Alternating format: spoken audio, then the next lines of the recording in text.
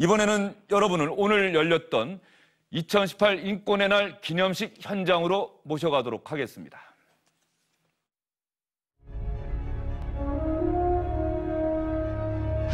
인권은 일상에서 실현될 때 그 가치를 바랍니다. 아울러 정부도 사회적 약자를 포함해 누구도 차별받지 않는 포용적인 사회를 만들겠습니다.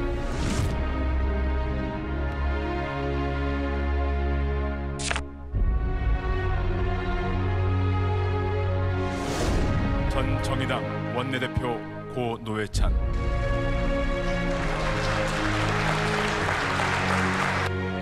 대한민국 인권상을 수상하신 고 노회찬 의원께 존경과 감사의 마음을 드립니다. 앞으로도 모두가 꿈꾸는 인권이 살아 숨쉬는 세상을 위해 더욱 노력하겠습니다.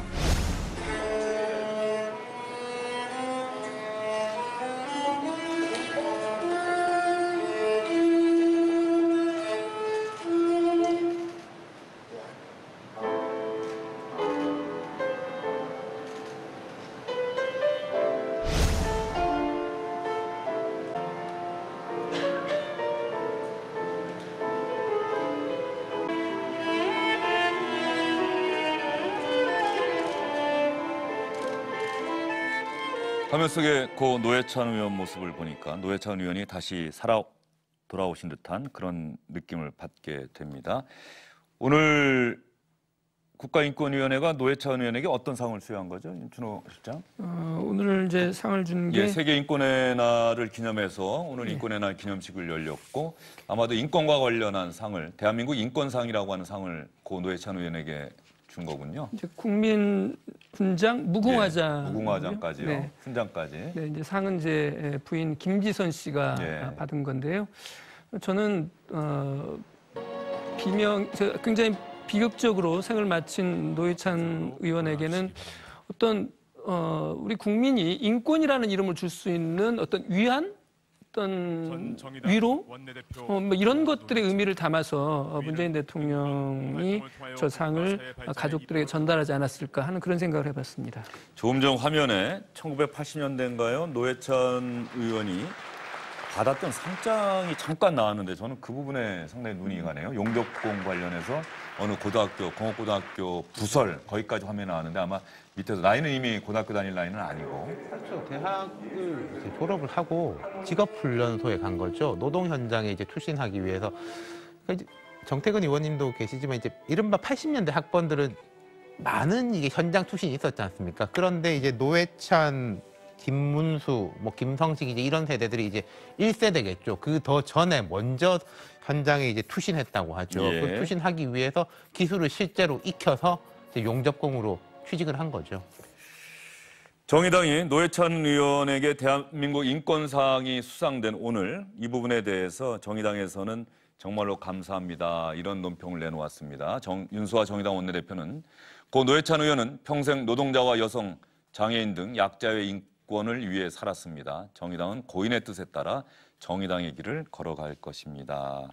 정태근 의원님도 고 노회찬 의원 기억하시죠? 잘 알죠. 잘 알고 어떻든 평생 소신이 있게 약자를 위해서, 약자의 인권을 위해서 또 약자를 위한 정치 구조를 바꾸기 위해서 이렇게 노력해왔기 때문에 충분히 이제 상을 받을 만한 분이고 문제는 이제 인권이라는 것은 계속 나아져야 되는 거잖아요.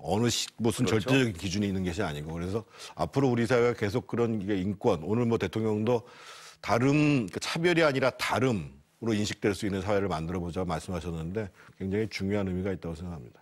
예, 문재인 대통령이 오늘 인권의 날 기념식에 참석을 했는데 매년 열릴 것 같은데 말이죠. 대통령이 인권의 날 기념식에 참석한 게 이번이 두 번째라고요? 예, 저도 이번에 알았습니다만은 노무현 대통령이 2007년인가요? 2006년인가 한번 참석을 한 적이 있고 그 뒤로는 다른 대통령들은 참석하지 않았다고 그래요. 아마 상대적으로 이제 보수적인 성격의 정권이 집권했을 때는 대통령 하시는 분들이 뭐 인권도 중요한 가치지만 더 중요한 뭐가 있다고 생각해서 그랬을 수도 있습니다만은 이런 자리에는 이제 정기적으로 오는 것을 하나의 관례로 삼아도 되지 않을까 하는 그런 생각도 저는 해봅니다. 네, 이 인권의 나이라고 하는 것이 곧 어떤 정권의 특성, 뭐 진보다 보수다 이런 관점에서 접근할 일은 아니지 않습니까? 그 역대 대통령들이 인권의 날 기념식에는 좀 참석하시는 것도 좋을 것 같은데 왜 이명박 박근혜 전 대통령은 참석하지 않았을까요? 오히려 불편했지요. 그러니까 이 인권위원회라는 것 자체는 김대중 대통령이 집권하고 만들어진 겁니다. 그래서 인권위원회가 불합리한 관행이라든지 정부의 이제 그런 인권 차별적 구조에 대해서 계속 문제 제기를 하니까 그거를 바탕으로 해서 이제 고치기도 하는데 사실은 이명박 정부나 박근혜 정부는 불편해했지요. 국가인권위원회를. 그러니까 상대적으로 인권을 강조하는 가치라는 게 진보적일 수밖에 없고 그러다 보니까 그것을 정책적으로 구현시킬 것을 요구했잖아요. 그래가지고 MB 정부 때는 인권위원장 그 세우는 문제 때문에 상당히 논란이 전혀 인권과 관계없는 변호사분을 인권위원장에 세워가지고 논란이 있었잖아요. 예. 그래서 지금 말씀하신 대로 인권위원회를 독립기구로 둔 이유는 바로 그런 거거든요. 정부에 관계없이 인권을 꾸준히 개선시켜 나갈 필요성이 존재하기 때문에 별도로 만든 거기 때문에 저는 뭐 진보 보수 정보 관계없이 존중을 해야 된다고 생각하고 다만 인권위원회에서도 본인들이 제기하는 문제가 정말 그 시기적 상황에 맞는지 이것도 한번 검토해 볼 필요가 있다는 거죠. 너무 높은 수준을 요구하면 한꺼번에 개선될 수는 없는 거잖아요. 예, 무슨 말씀이신지 잘 알겠습니다. 어느 대통령이든 앞으로는 세계 인권의 날을 맞아서 열리는 기념식에는 어떤 다름을 떠나서 좀 참석을 해서 인권에 대해서 대한민국이 이렇게 존중하고 있구나라고 하는 걸 세계에 좀 보여줬으면 좋겠다 생각이 들고요.